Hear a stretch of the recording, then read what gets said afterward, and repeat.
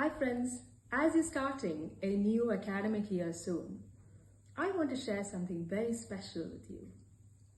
You have a superpower. അത് നിങ്ങളുടെ മനസ്സാണ്.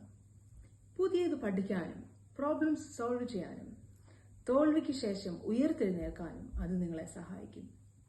പുസ്തകങ്ങളിലുള്ളത് പഠിക്കാൻ കഴിയുന്നത് അറിയാൻ ആഗ്രഹിക്കുന്ന മനസ്സിലൂടെയും ചോദിക്കാനും തിരയാനും തയ്യാറായ ഒരു മനസ്സിലൂടെയുമാണ്. A mind that is curious, asks questions and makes inquiries.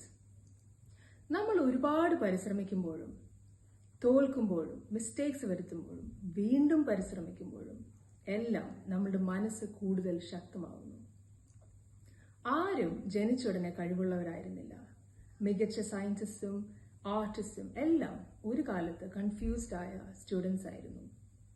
അതുകൊണ്ടാണ് ആൽബർട്ട് ഐൻസ്റ്റൈൻ നമ്മളോട് പറഞ്ഞത്, learning is experience, everything else is just information.